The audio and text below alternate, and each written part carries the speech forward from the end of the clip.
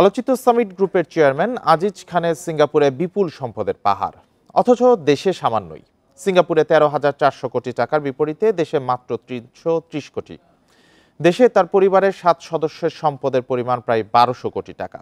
কর ফাঁকি তদন্ত করতে গিয়ে আজিজ পরিবারের সদস্যদের ও তাদের মালিকানাধীন 150 কোম্পানির নথি সংগ্রহ করেছে এনবিআরের গোয়েন্দা সংস্থা সিআইসি। পুরানো দিয়ে নতুন নিতে আজই চলে আসুন আপনার নিকটস্থ ওয়ালটন শোরুমে। শেখ হাসিনা সরকারের আশীর্বাদ পুষ্ট অন্যতম শীর্ষ ব্যবসায়ী সামিট গ্রুপের আজিজ খান সিঙ্গাপুরে বসে একচ্ছত্র আধিপত্য প্রতিষ্ঠা করেছেন বিদ্যুৎ, জ্বালানি, যোগাযোগ প্রযুক্তি সহ নানা খাতে। মার্কিন সাময়িকী ফোর্বসের হিসাবে আজিজ সিঙ্গাপুরের 41তম ধনী। সম্পদ $112 কোটি, টাকায় যা 13,400 কোটি। তবে তার সম্পদের সামান্যই দেশে। আয়কর নথিতে আজিজ সম্পদ দেখিয়েছেন 330 কোটি টাকা, যার 295 কোটি টাকা ব্যাংকে ও শেয়ার বাজারে বিনিয়োগ।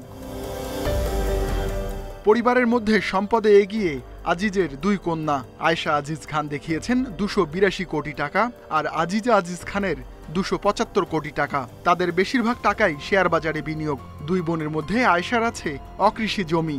স্ত্রী আঞ্জুমান আজিজ খানের সম্পদ 94 কোটি টাকা, যার 50 কোটি টাকা শেয়ার বাজারে, বাকিটা ব্যাংকে।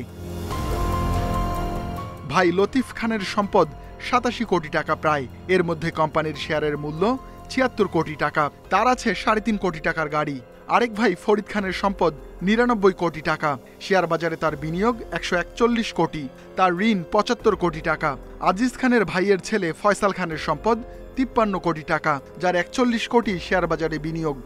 কর্পোরেট যে কোম্পানিগুলো আছে, বড় বড় কোম্পানি, যাদের বিরুদ্ধে এখন ইনভেস্টিগেশন হচ্ছে, তাদের বিরুদ্ধে তদন্ত করতে যে বা ইচ্ছা প্রকাশ করতে যে কিন্তু অফিসারদের স্বস্তিতে থাকার পরিবেশ ছিল না। অনেকে বদলিও করে দেওয়া হয়েছে যদি কেউ স্বপ্রণোদিত হয়ে তাদের বিরুদ্ধে অ্যাকশন নিতে গিয়েছে। দেশ স্বাধীনের পরপরই ব্যবসা শুরু করেন ঢাকা বিশ্ববিদ্যালয়ের IBA গ্রাজুয়েট আজিজ খান। শেখ হাসিনার প্রধানমন্ত্রীত্বের প্রথম মেয়াদে শুরু তার বিদ্যুতের ব্যবসা। পরবর্তীতে শেখ হাসিনা আবার ক্ষমতা এলে সিঙ্গাপুরে ব্যবসা পরিচালনার অনুমতি পান আজিজ খান। দেশটিতে পুঁজি ও মুনাফা স্থানান্তর নিয়ে আছে নানা প্রশ্ন। তবে তদন্তে শুধু ব্যক্তির কর ফাঁকি ও অর্থ পাচার দেখবে এনবিআরের কেন্দ্রীয় গোয়েন্দা সংস্থা CIC. Ruhul Amin, independent news, Dhaka.